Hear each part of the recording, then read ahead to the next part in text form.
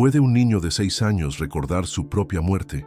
¿Es posible que la memoria trascienda la vida y regrese para contar secretos enterrados por más de 500 años? En la Ciudad de México, entre el bullicio de los mercados y el aroma del copal que aún se quema en las iglesias coloniales, vive Yolanda Ramírez, una mujer de 35 años, devota católica, que trabaja como secretaria en una oficina gubernamental.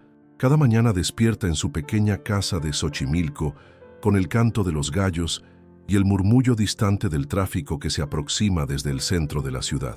Yolanda siempre creyó que su hijo Santino tenía una imaginación extraordinaria.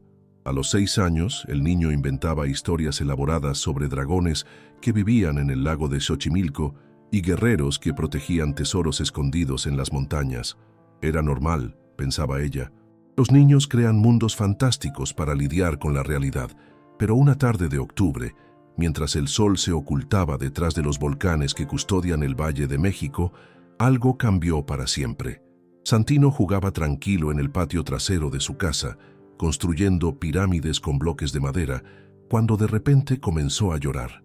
No era el llanto caprichoso de un niño malcriado, sino algo profundo y desgarrador que heló la sangre de Yolanda. Entre sollozos, el pequeño murmuró palabras que su madre jamás olvidaría. «Mamá, me duele el pecho. Los sacerdotes me van a lastimar otra vez». Yolanda dejó caer la olla que estaba lavando. El ruido del metal contra el piso de mosaicos resonó como un eco del pasado. Se acercó a su hijo que temblaba como una hoja en el viento. «¿Qué dices, mi amor? ¿Cuáles sacerdotes?» Santino la miró con ojos llenos de lágrimas y una madurez que no correspondía a su edad. «Los del templo grande, mamá. Me llevaron amarrado con cuerdas de maguey. Había mucha gente gritando y los tambores sonaban tan fuerte que me dolían los oídos». El corazón de Yolanda latía como si fuera a salirse de su pecho. Su hijo describía escenas que un niño de 6 años, criado en el cristianismo y alejado de cualquier conocimiento sobre rituales prehispánicos, no debería conocer. Esa noche, mientras Santino dormía inquieto hablando en sueños con palabras que sonaban extrañas, Yolanda se preguntó si su mundo tranquilo estaba a punto de cambiar para siempre. Lo que no sabía era que su hijo acababa de abrir una puerta hacia uno de los misterios más perturbadores que había conocido la arqueología mexicana. Los días siguientes transcurrieron en una calma engañosa. Yolanda intentaba convencerse de que las palabras de Santino habían sido producto de alguna película o programa de televisión que había visto sin que ella se diera cuenta. Después de todo, los niños absorben información de formas misteriosas y la procesan en sus juegos y pesadillas. Pero en el fondo de su corazón católico, una inquietud crecía como la maleza que trepa por las paredes de adobe en los barrios antiguos de Xochimilco. La casa de los Ramírez despertaba cada mañana con el aroma del café de olla y las tortillas recién hechas. Yolanda preparaba el desayuno, mientras Santino se alistaba para ir a la escuela primaria Benito Juárez, donde cursaba el primer grado. Era una rutina que había marcado sus vidas durante meses, predecible y reconfortante como las campanas de la iglesia que sonaban cada hora. Pero 3 días después del primer episodio, mientras Yolanda trenzaba el cabello negro de su hijo bajo la sombra del árbol de níspero que crecía en su patio, escuchó algo que la hizo detener sus manos temblorosas. Santino cantaba en voz baja, una melodía que nunca le había enseñado. Las palabras sonaban extrañas, con una musicalidad que le erizó la piel de los brazos. «Tezcatlipoca, señor del espejo humeante, recibe a tu hijo que regresa». Yolanda sintió que la trenza se deslizaba entre sus dedos. «Santino, mi amor, ¿qué estás cantando?» El niño levantó la vista, sus ojos café brillando con una intensidad que no era propia de su edad. «Es la canción que cantábamos antes de subir los escalones, mamá, para que los dioses no se enojaran con nosotros». «¿Escalones? ¿De dónde, hijito?» «Del templo mayor, mamá, donde yo vivía antes de nacer contigo». Esa tarde, cuando Santino regresó de la escuela, con su uniforme azul marino manchado de tierra del recreo, se dirigió directamente al patio trasero. Yolanda lo observó desde la ventana de la cocina, mientras él se arrodillaba en el suelo y comenzaba a dibujar con una vara sobre la tierra húmeda. No eran los trazos típicos de un niño de 6 años. Eran símbolos complejos, formas geométricas que parecían seguir un patrón específico, círculos con líneas que se entrelazaban, figuras que recordaban cabezas de serpientes y formas humanas estilizadas, todo dibujado con una precisión que quitaba el aliento. «¿Qué dibujas, mi cielo?», preguntó Yolanda, acercándose con pasos cautelosos. «Son las palabras de piedra, mamá. Así escribían los sacerdotes los mensajes para Huitzilopochtli». Yolanda sintió que el suelo se movía bajo sus pies. Huitzilopochtli. Su hijo había pronunciado el nombre del dios de la guerra azteca con una naturalidad que la aterrorizó. Un nombre que ella misma había aprendido apenas en la secundaria y que rara vez se mencionaba en su círculo social. Por las noches, Santino comenzó a hablar en sueños. Yolanda se acostumbró a escuchar su vocecita atravesar las delgadas paredes de la casa, murmurando palabras en lo que parecía náhuatl clásico. Hablaba de un jardín lleno de flores rojas, donde él caminaba descalzo esperando su turno, de ceremonias bajo la luz de la luna llena, de responsabilidades sagradas que pesaban sobre sus pequeños hombros como piedras ancestrales. «Tengo que regresar, mamá», susurraba entre lágrimas que mojaban su almohada. «Mi pueblo me necesita. Los códices están escondidos y solo yo sé dónde encontrarlos». Una mañana, Yolanda despertó para encontrar a su hijo parado en el centro del patio, con los brazos extendidos hacia el cielo y los ojos cerrados. El sol naciente creaba una aureola dorada alrededor de su pequeña figura, mientras murmuraba palabras que parecían una oración en esa lengua antigua que había comenzado a dominar de forma inexplicable. Las gallinas del corral se habían reunido en círculo alrededor de él, inmóviles, como si reconocieran algo sagrado en esa extraña ceremonia matutina. Cuando Santino abrió los ojos y vio a su madre observándolo, sonrió con una sabiduría que no debería existir en alguien tan pequeño. «Quetzalcóatl me ha hablado en sueños, mamá. Es hora de que me lleves a casa». Yolanda sintió que el mundo que conocía se desmoronaba lentamente, como las piedras de las antiguas pirámides que el tiempo había empezado a reclamar. El padre Miguel Hernández había servido a la parroquia de San Bernardino en Xochimilco durante 20 años. Era un hombre de mediana edad, con canas prematuras que enmarcaban un rostro bondadoso, marcado por décadas de escuchar confesiones y consolar a los afligidos. Había visto de todo en su ministerio: enfermedades inexplicables, supersticiones arraigadas y, ocasionalmente, casos que desafiaban su comprensión del mundo cristiano. Pero nunca había visto algo como lo que Yolanda Ramírez le describía esa tarde de noviembre, mientras las velas de la iglesia proyectaban sombras danzantes sobre las paredes de cantera rosa. «Padre, no sé qué hacer», murmuró Yolanda, retorciendo entre sus manos el rebozo que había pertenecido a su abuela. «Mi niño dice cosas que no puede saber. Habla de dioses paganos, como si los hubiera conocido personalmente». El padre Hernández se reclinó en su silla de madera tallada, estudiando el rostro angustiado de la mujer. Conocía a los Ramírez desde que llegaron al barrio. Eran una familia devota, trabajadora, sin tendencia a la fantasía o la exageración. «¿Podría traer al niño mañana?», preguntó finalmente.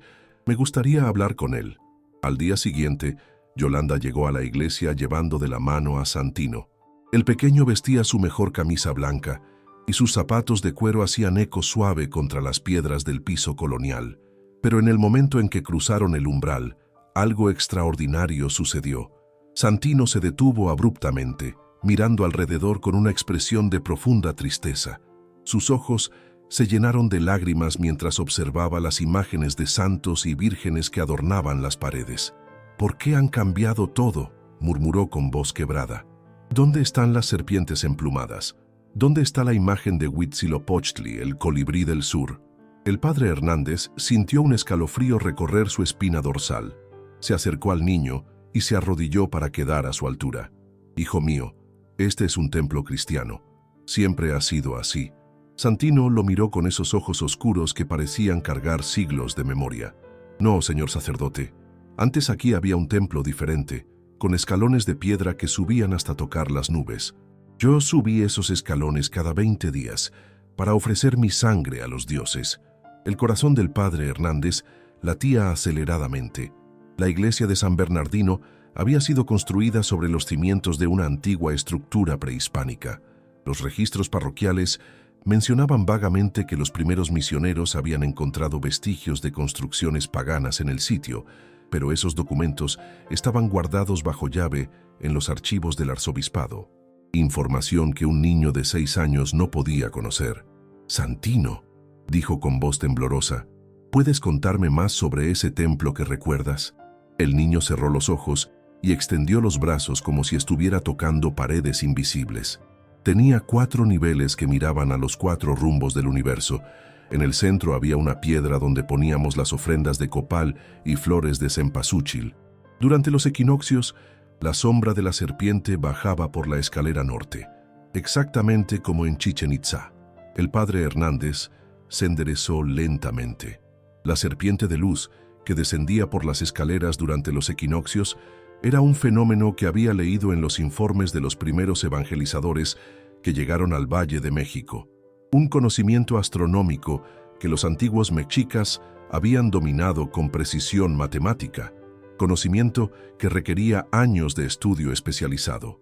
«Padre», intervino Yolanda con voz ahogada, «hay algo más que debes saber». Esa misma tarde, mientras limpiaba el patio trasero de su casa, había encontrado algo que la había llenado de terror. Bajo una piedra suelta, exactamente donde Santino había señalado días atrás, apareció un pequeño objeto que no debería estar ahí. Una figurilla de obsidiana tallada en forma de cuchillo ceremonial, con incrustaciones de turquesa que formaban el glifo de un corazón. «Apareció exactamente donde él dijo que estaría», murmuró Yolanda. «Me llevó directo al lugar como si hubiera escondido esa pieza con sus propias manos». El padre Hernández tomó el objeto entre sus manos temblorosas. La obsidiana era auténtica, tallada con una maestría que hablaba de siglos de antigüedad. Pero lo que más lo perturbó fueron los símbolos grabados en el mango. Glifos nahuas que él no podía leer, pero que reconocía por las descripciones en los textos arqueológicos que había estudiado en el seminario. «¿Dónde conseguiste esto, pequeño?», preguntó mostrándole la figurilla a Santino. El niño sonrió con esa expresión serena que lo había caracterizado desde que comenzaron los episodios. «Lo enterré antes de morir, padre, junto con otros tesoros que guardé para cuando regresara. Era mi cuchillo ritual, el que usaba para cortar las flores sagradas que ofrecíamos a Tonatiuh, el sol». El silencio que siguió fue tan denso que parecía tener peso propio. El padre Hernández miró alternadamente la figurilla antigua, el niño que hablaba de vidas pasadas con naturalidad desconcertante y el rostro aterrorizado de su madre. Por primera vez en sus 20 años de ministerio, se encontró completamente sin respuestas. Pero lo que no sabía era que este era apenas el comienzo de un misterio que pronto involucraría a la comunidad arqueológica más prestigiosa de México. La noticia del extraño caso de los Ramírez se extendió por la Ciudad de México como el humo del copal en las ceremonias ancestrales. En los mercados de Xochimilco, entre vendedores de flores y trajineras que surcan los canales, se murmuraba sobre el niño que hablaba con los dioses antiguos. Las historias crecían con cada repetición, adornadas por la imaginación popular, pero el núcleo permanecía inquietantemente consistente. Fue así como llegó a oídos del doctor Alonso Ortega, un arqueólogo de 48 años que había dedicado las últimas 2 décadas a estudiar las civilizaciones prehispánicas del centro de México. Ortega había llegado al Instituto Nacional de Antropología e Historia después de una brillante carrera académica en la Universidad Nacional Autónoma de México y se había especializado en los rituales religiosos de Tenochtitlán. Era un hombre meticuloso, de barba cuidadosamente recortada y ojos que brillaban con la intensidad de quien ha dedicado su vida a desentrañar enigmas enterrados bajo siglos de tierra y olvido. Sus colegas lo respetaban por su rigor científico y su conocimiento profundo de la escritura náhuatl, un campo de estudio que dominaba como pocos especialistas en el país. Un caluroso día de diciembre, el doctor Ortega llegó a Xochimilco en su camioneta blanca, cargada con libros, instrumentos de medición y fotografías de sitios arqueológicos. El polvo del camino cubría su guayabera beige, pero su determinación permanecía intacta. Su primera parada fue la parroquia de San Bernardino, donde el padre Hernández Lo recibió con una mezcla de alivio y aprensión. Por fin, alguien con conocimientos científicos podría explicar lo que estaba sucediendo, o al menos proporcionar una perspectiva racional. «Doctor Ortega», dijo el sacerdote mientras servía agua fresca en vasos de barro, «he leído sus artículos en la revista Arqueología Mexicana. Si alguien puede ayudarnos a entender esto, es usted». El científico escuchó atentamente mientras el padre Hernández le relataba los eventos de las últimas semanas. Su expresión se mantuvo neutral, profesional, pero cuando el sacerdote mencionó los glifos que el niño había dibujado y la figurilla de obsidiana, sus cejas se arquearon ligeramente. «¿Podría ver esos dibujos?», preguntó. El padre Hernández lo condujo hasta la pared lateral de la iglesia, donde había permitido que Santino dibujara con carbón algunos de sus símbolos. Ortega se acercó ajustándose los anteojos y lo que vio lo dejó sin aliento. Los glifos eran perfectos, no solo en su forma, sino en su sintaxis. Formaban frases coherentes en náhuatl clásico, un sistema de escritura que él había tardado años en comprender parcialmente. «Dios mío», murmuró antes de traducir. «Itztli, cuchillo sagrado, corta las ataduras del tiempo eterno». Este texto es perfecto, gramaticalmente impecable. El padre Hernández sintió que sus rodillas se debilitaban. «¿Está seguro, doctor?» «Completamente, y hay más». Ortega señaló una secuencia de glifos en la parte inferior. Aquí dice: «En el lugar donde descansan las serpientes de piedra, los códices esperan el regreso del elegido». Esa tarde, los Ramírez recibieron la visita del arqueólogo. Yolanda había limpiado la casa hasta que brillaba y se había puesto su mejor vestido bordado. Santino jugaba tranquilamente en el patio, ajeno a la expectación que su caso había generado. Cuando Ortega entró a la casa y vio al niño, algo extraordinario sucedió. Santino levantó la vista de sus juguetes, lo observó durante un momento que pareció eterno y luego sonrió con reconocimiento. «¡Doctor!», exclamó con alegría, corriendo hacia él. «Sabía que vendría. Lo he visto en mis sueños». Ortega retrocedió un paso, sobresaltado. El niño había pronunciado «doctor» con un acento que parecía del náhuatl antiguo, algo imposible en un niño criado en el español moderno. «¿Cómo?», comenzó a preguntar, pero Santino lo interrumpió. «Usted busca los secretos de mi pueblo. Ha estado excavando en Tlatelolco, pero los tesoros más grandes están en el Templo Mayor, en el lugar que solo yo conozco». Las manos de Ortega temblaron.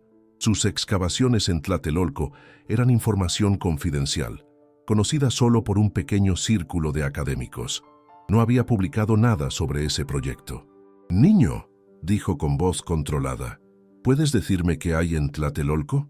Santino cerró los ojos y se quedó inmóvil durante unos segundos, como si estuviera consultando recuerdos antiguos. «Hay una cámara bajo el templo de Écatl. Allí descansan guerreros con máscaras de turquesa, pero no es lo más importante». Abrió los ojos y lo miró directamente. «Lo importante son los códices que están escondidos en una cámara secreta detrás de la Piedra del Sol». Ortega sintió que el mundo giraba a su alrededor. La cámara bajo el templo de Écatl era un descubrimiento que su equipo había hecho apenas 2 meses atrás, información que aún no había sido comunicada oficialmente. Y las máscaras de turquesa eran exactamente lo que habían encontrado. «Piedra del Sol», murmuró. «Sí, está en el museo, pero antes estaba en el centro del Templo Mayor. Si mueven la réplica que tienen abajo, encontrarán el pasaje que lleva a la Cámara de los Libros Sagrados». Si te está gustando esta historia increíble, no olvides suscribirte al canal para más casos como este. Y cuéntanos en los comentarios, ¿crees que es posible recordar vidas pasadas? El doctor Alonso Ortega se sentó pesadamente en una silla de madera, sintiendo cómo su mundo científico se tambaleaba.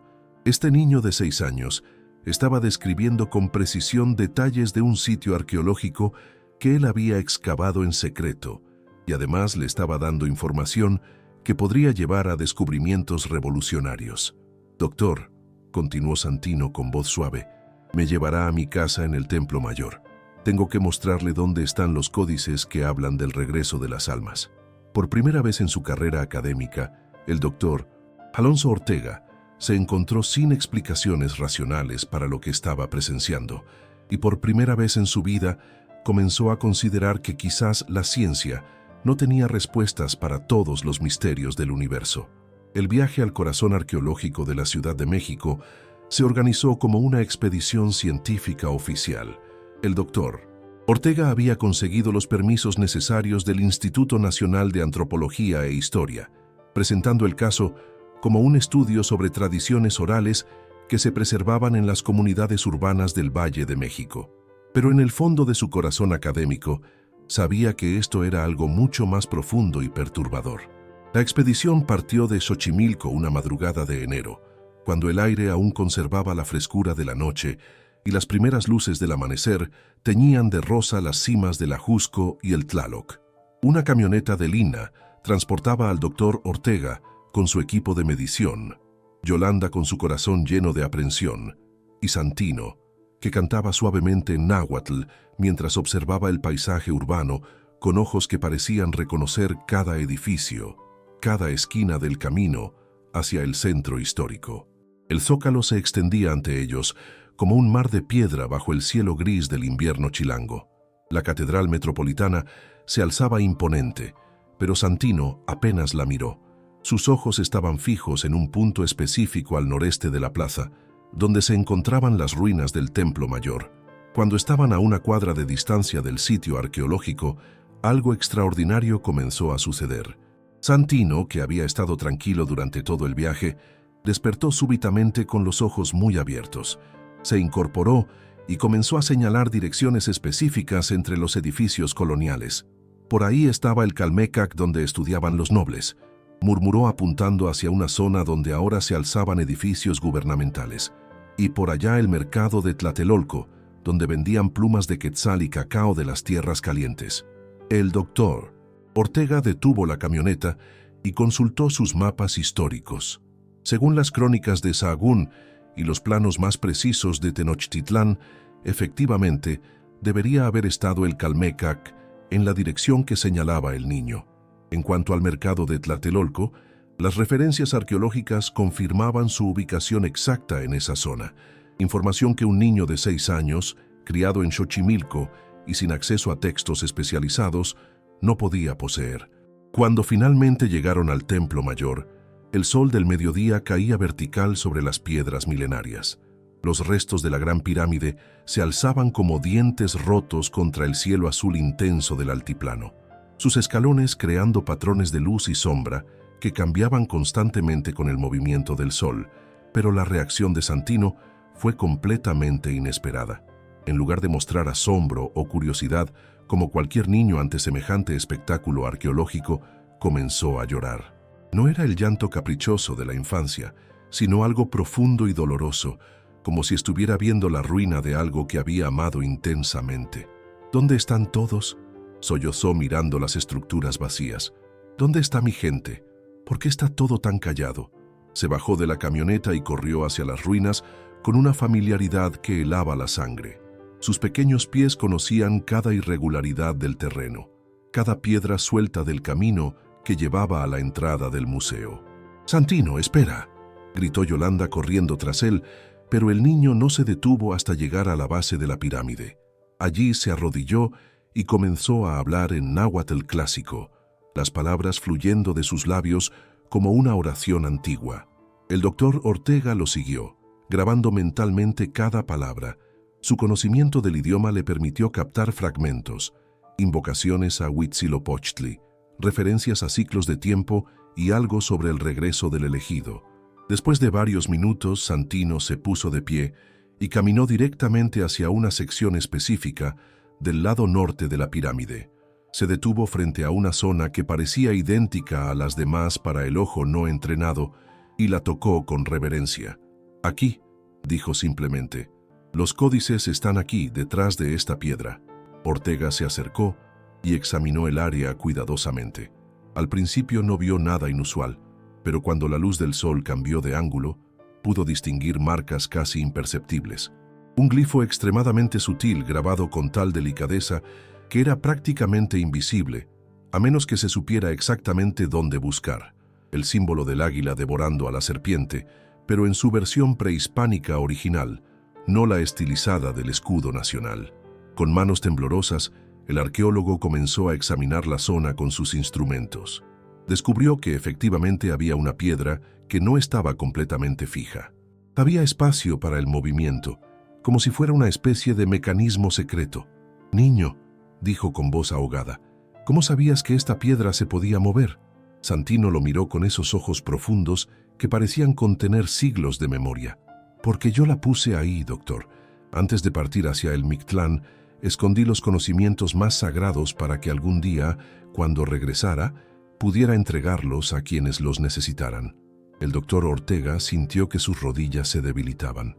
Con la ayuda de un colega del INAH que había llegado como refuerzo, aplicaron presión cuidadosa a la piedra, en el ángulo exacto que Santino les indicó. La piedra se movió. Detrás de ella apareció un espacio hueco, una pequeña cámara que había permanecido sellada durante siglos. El aire que emergió olía a copal antiguo y a secretos guardados bajo tierra. Y en el fondo de esa cámara, envueltos en textiles que milagrosamente habían resistido el paso del tiempo, había 3 códices prehispánicos en perfecto estado de conservación. El doctor Ortega los tomó con reverencia, sintiendo el peso de la historia entre sus manos. Los glifos en las primeras páginas hablaban de conocimientos astronómicos, profecías sobre ciclos de tiempo y algo que lo dejó sin aliento: la historia de un joven elegido que prometió regresar en una nueva forma para revelar los secretos de la vida después de la muerte. La misma historia que un niño de 6 años había estado contando durante meses. El descubrimiento de los códices cambió todo. El doctor Ortega había encontrado textos que no aparecían en ningún registro arqueológico conocido, documentos que contenían información astronómica y ritual de una precisión extraordinaria. Pero lo que más lo perturbó fue que todo había sido posible gracias a las indicaciones de un niño que no debería saber nada sobre civilizaciones perdidas. La decisión de pasar una noche completa en el Templo Mayor no había sido planeada. Ortega había previsto regresar a casa el mismo día, pero el hallazgo de los códices cambió sus planes. Necesitaba tiempo para documentar adecuadamente el descubrimiento, y algo en su interior le decía que la historia aún no había terminado de revelarse. Con permisos especiales del INAH, montaron un campamento temporal cerca de las ruinas. Las luces de la ciudad creaban un resplandor naranja contra el cielo nocturno, pero dentro del perímetro arqueológico, las sombras de las piedras ancestrales los transportaban siglos atrás. Santino había permanecido extrañamente silenciosa desde el descubrimiento de los códices. Se sentaba cerca de las ruinas con las piernas cruzadas, mirando fijamente las piedras como si pudiera ver visiones en su superficie rugosa. De vez en cuando murmuraba palabras en náhuatl, tan suaves que apenas se distinguían del rumor distante del tráfico de la ciudad. Cuando la medianoche se adueñó completamente del sitio arqueológico, transformando las ruinas en siluetas misteriosas contra las luces urbanas, Santino se puso de pie con una determinación que sorprendió a los adultos. «Es hora», dijo simplemente, mirando hacia los restos del Templo Mayor que se alzaban como una montaña sagrada contra el resplandor de la metrópoli. «¿Hora de qué, pequeño?», preguntó Yolanda, sintiendo un escalofrío inexplicable recorrer su espalda. «Tonatiuh me ha llamado. Tengo que subir al templo para completar la ceremonia que quedó interrumpida». El doctor Ortega dejó sus instrumentos y se acercó al niño. En la luz temblorosa de las lámparas del campamento, su rostro infantil parecía transformado, como si una presencia antigua hubiera tomado residencia detrás de sus ojos. «Santino, las ruinas están cerradas de noche. Además, es peligroso». «No hay peligro para quien conoce cada escalón», lo interrumpió con voz serena. «Mis pies conocen el camino que recorrí durante años». Sin esperar respuesta, comenzó a caminar hacia las ruinas. Yolanda lo siguió inmediatamente, pero se detuvo cuando el niño se volvió hacia ella con una expresión que no admitía discusión. «Mamá, esto es algo que debo hacer solo, pero pueden observar desde aquí. Van a ver cosas que les ayudarán a entender quién fui antes de ser su hijo». Y comenzó a subir. Lo que sucedió durante los siguientes minutos desafió toda explicación racional. Santino ascendió por los escalones irregulares de las ruinas con una gracia y seguridad imposibles en un niño de 6 años. Cada paso estaba perfectamente calculado. Cada movimiento fluía con la naturalidad de quien había realizado esa ascensión miles de veces. Pero lo más perturbador no era su habilidad física, era la transformación que parecía estar ocurriendo a medida que subía. Su silueta pequeña contra el cielo estrellado comenzó a irradiar una presencia que trascendía su edad. Los sonidos de la ciudad se acallaron gradualmente en la percepción de quienes lo observaban. Incluso el viento pareció contener la respiración. Cuando llegó a la parte más alta de las ruinas accesibles, Santino se dirigió al centro exacto y extendió los brazos hacia el cielo. Su vocecita se elevó en un cántico en náhuatl clásico que resonó con una potencia imposible en alguien tan pequeño. Desde abajo, el doctor Ortega y Yolanda observaban hipnotizados. Las palabras del cántico llegaban hasta ellos con perfecta claridad, como si la acústica de las ruinas las amplificara de manera sobrenatural. Ortega reconoció fragmentos del cántico, invocaciones a los dioses creadores, referencias a los ciclos cósmicos, oraciones por el bienestar del pueblo mexica. Pero había algo más, algo que hizo que su sangre se helara. El niño estaba recitando fechas específicas del calendario azteca, fechas que correspondían exactamente con eventos astronómicos que ocurrirían en el futuro, eclipses, conjunciones planetarias, fenómenos que no ocurrirían hasta dentro de décadas, cálculos que requerían conocimientos matemáticos y astronómicos extraordinariamente avanzados. Y entonces sucedió algo que permanecería grabado en sus memorias para siempre. Una nube que había estado ocultando la luna llena se desplazó, dejando que su luz plateada bañara las ruinas. En el momento exacto en que Santino alzó los brazos al cielo, por un instante que pareció eterno, la silueta del niño en la cima se transformó. Ya no era un niño de 6 años, era un joven de quizás 16 años, alto y elegante, vestido con los atavíos ceremoniales de un sacerdote mexica. Su cabello negro caía hasta los hombros, adornado con plumas de quetzal y jade. Sus brazos llevaban brazaletes de oro que brillaban bajo la luz lunar. La visión duró apenas unos segundos, pero fue tan nítida que ambos adultos la vieron claramente. Cuando las nubes volvieron a cubrir la luna, solo quedaba el pequeño Santino descendiendo de las ruinas con la misma gracia imposible con que había subido. Al llegar al nivel del suelo, corrió hacia su madre y se arrojó en sus brazos, volviéndose instantáneamente el niño de siempre. «Ya está, mamá», murmuró contra su pecho. «Ya puedo descansar. He cumplido mi promesa de regresar y entregar los conocimientos sagrados». El doctor Ortega se acercó con manos temblorosas. «Santino, ¿qué pasó ahí arriba?». El niño lo miró con ojos que ahora parecían más ligeros, como si un peso ancestral hubiera sido levantado de sus pequeños hombros. «El sacerdote se ha ido, doctor. Regresó a su lugar en el Mictlán. Ahora yo soy solo Santino Ramírez, y estos recuerdos se desvanecerán como sueños cuando salga el sol». Efectivamente, cuando el amanecer tiñó de rosa las piedras del templo mayor, algo había cambiado en el niño para siempre. Cuando el primer rayo de sol atravesó el smog matutino de la Ciudad de México e iluminó las piedras ancestrales del templo mayor, Santino Ramírez había vuelto a ser completamente un niño de 6 años. Los ojos profundos y ancianos habían sido reemplazados por la mirada curiosa y simple de cualquier pequeño de su edad. Ya no hablaba en náhuatl, ya no dibujaba glifos en la tierra, ya no mencionaba vidas pasadas. Cuando el doctor Ortega le preguntó sobre la ceremonia de la noche anterior, Santino lo miró con genuina confusión. «¿Qué ceremonia, doctor? Yo solo me quedé dormido viendo las piedras grandes». Los códices que habían encontrado se convirtieron en algunos de los documentos prehispánicos más importantes jamás descubiertos en México. Revelaron conocimientos astronómicos que adelantaron el entendimiento científico de la civilización mexica por décadas. Contenían mapas estelares de precisión extraordinaria, cálculos matemáticos que predecían eclipses hasta el año 2157 y rituales religiosos que nunca habían sido documentados por los cronistas españoles. Pero la historia de cómo fueron encontrados nunca fue incluida en los informes oficiales del doctor Ortega. En sus publicaciones académicas, simplemente mencionaba que habían sido hallados siguiendo indicaciones de la tradición oral local. Algunas verdades, escribió en su diario personal, son demasiado profundas para ser comprendidas por la ciencia de nuestro tiempo. 20 años después, en 2044, el doctor Alonso Ortega regresó por última vez al barrio de Xochimilco. Sus cabellos se habían vuelto completamente blancos y las arrugas surcaban su rostro como mapas de todas las expediciones que había vivido.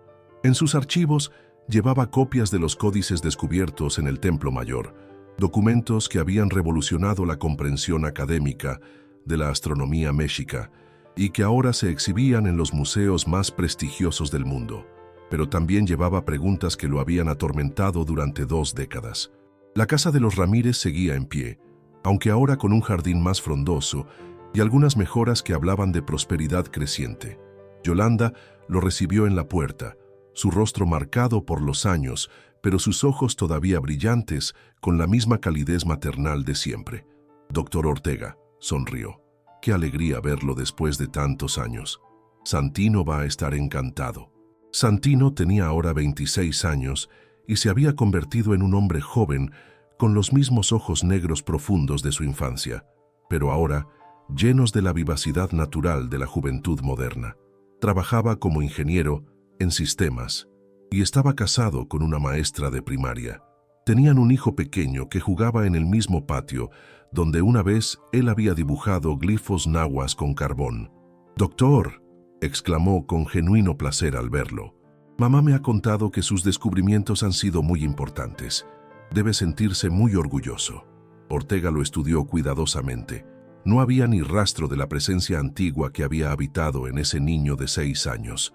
Santino era completamente normal, un joven mexicano urbano con los intereses y preocupaciones típicos de su generación. «Santino», dijo finalmente, «¿recuerdas algo de nuestro viaje al Templo Mayor?» Él frunció el ceño, concentrándose un poco.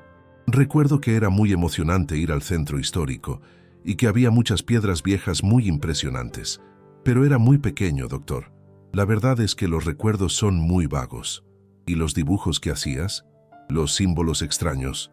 Santino rió con naturalidad. «Ay, sí, mamá siempre cuenta esa historia. Dice que pasé por una época en que inventaba mi propio idioma y hacía dibujitos muy complicados. Los niños hacen cosas tan curiosas, ¿verdad? Mi propio hijo también inventa juegos extraños todo el tiempo». No había rastro de fingimiento en sus palabras.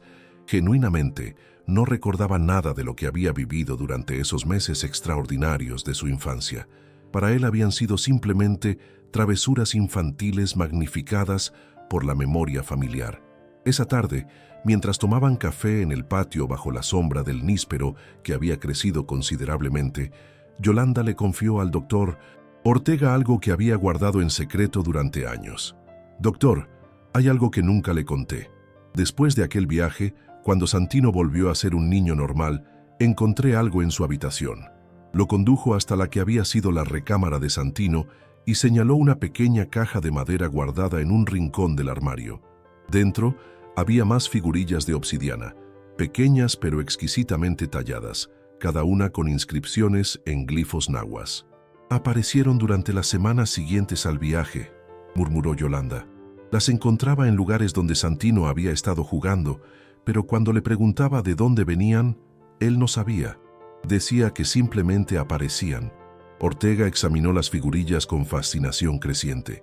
Cada una era auténtica, antigua, y las inscripciones formaban lo que parecía ser una secuencia narrativa sobre el ciclo de muerte y renacimiento del alma. Esa noche, en su hotel del centro histórico, el doctor Ortega escribió en su diario las reflexiones que habían estado madurando durante años.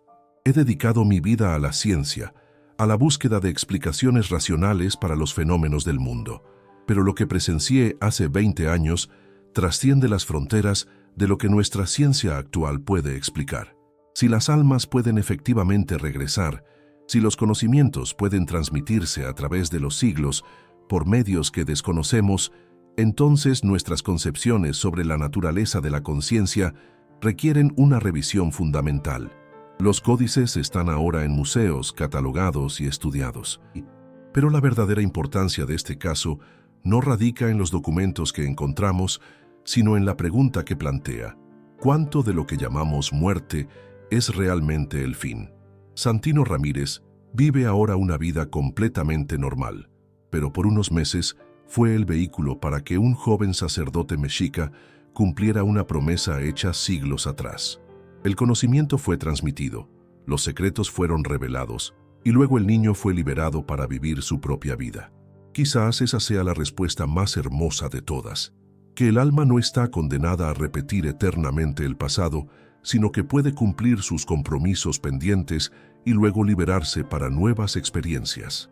Hoy en día, el caso sigue siendo estudiado discretamente por antropólogos, psicólogos e investigadores de fenómenos inexplicables. Las teorías abundan: memoria genética, canalización espiritual, genio infantil temporal.